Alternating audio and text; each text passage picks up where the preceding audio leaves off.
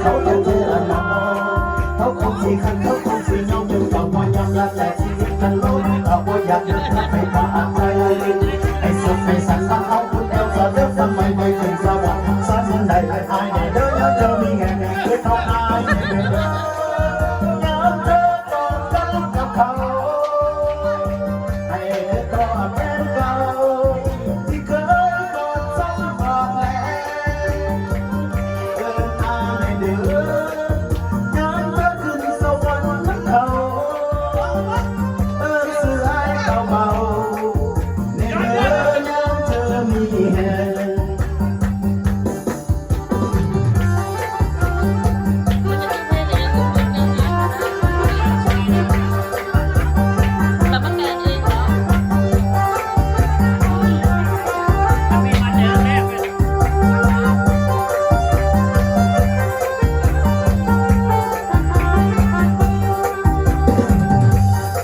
เจ้าก็มันหนาตากันล้อบันลังเอาวังใจขอน้องแก่บ้านต่างเงินเงินเขาป่วยลังนาดิแควไอ้เงินบนหนาตาก็พันมันลังบ่ใหญ่บ่มียังให้เราใจกันกับเจ้าก็คงเขามาแต่งมือแรกเลยละเขาสัมเปิดสาสำคัญสะแจงที่ยักษ์เกิดซ้อนเดินเร็วแบบไม่แสลงใจอยู่ที่นี่เงี้ยอยู่ที่เงี้ยเดินได้ขึ้นสวรรค์ร้องให้ไงไว้ไอ้เนี่ยเดี๋ยวยังเจอมีไงคือทอดไอ้เนี่ยเด้อเขาไอ้กอดหัวเก่า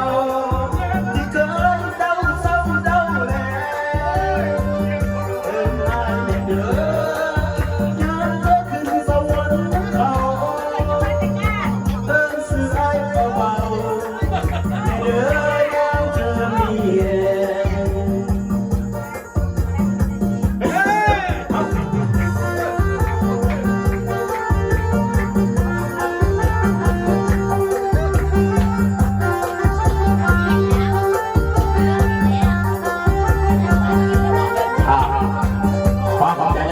ก็เปลี่ยนชื่อวันสันเอิ้นอายให้เดินยามเธอมีแน่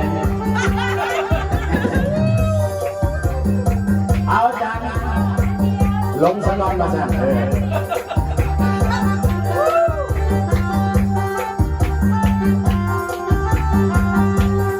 เป็นเงินมันเป็นเงินมันเป็นจัดมันเป็นจัด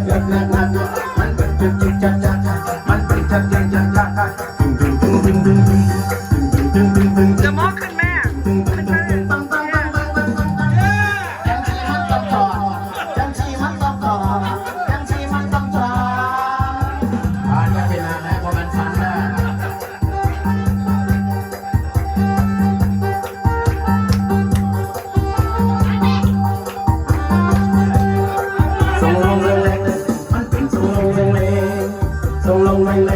มันเป็นทรงลงเล็ง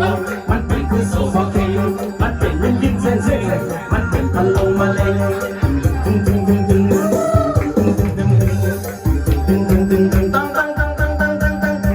จังชีมันต้องจอดจังชีมันต้องจอดจังชีมันต้องจอดถอดอย่าถอดเดี๋ยวจะได้ถอดบางอย่างมันต้องถอด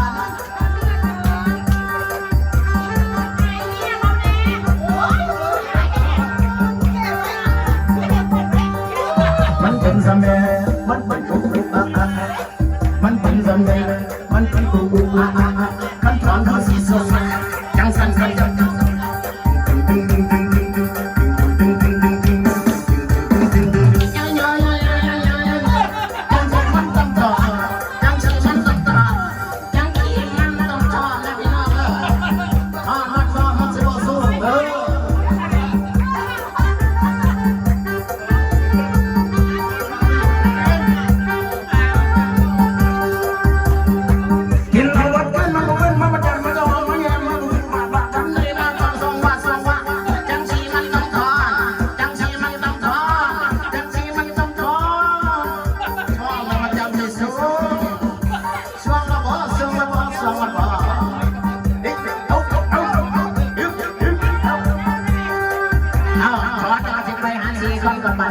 ชีกันกันแล้วกันเด้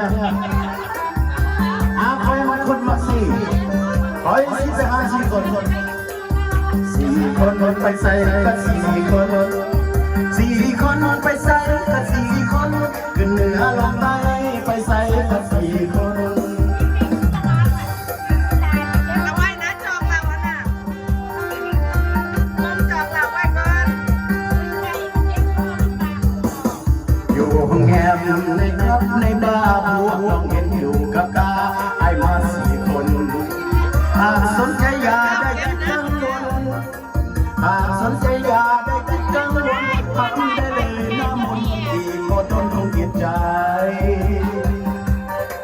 จิตใจเจ้าจิตใจ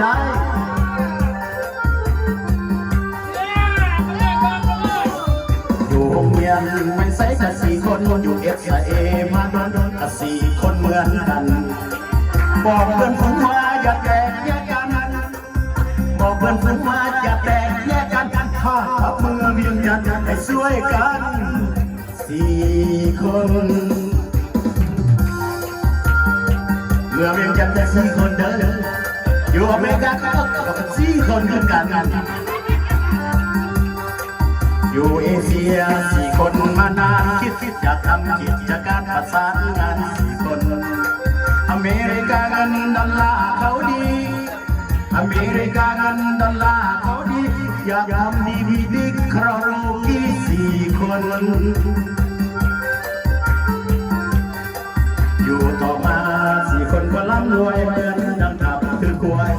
ร่ำรวย4 คนแต่สังขารมันยังเกิดมาโดนแต่สังขารมือมีรอดเกิดมาโดนขอลาเพื่อน3 คนเพื่อนว่าจะไปอยู่ลาวกับสาวเพื่อนว่า4 คนขึ้นนะ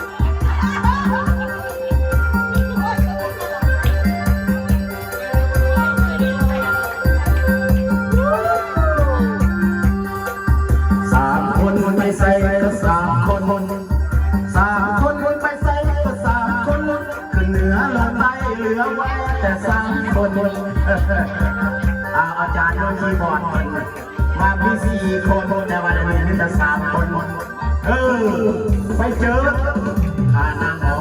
สวยเถิดนางหมอมาสั่นทานหมอก็ไปจับไปจบไปเจอนางหมออาจารย์หนาวก็มาลองเพลง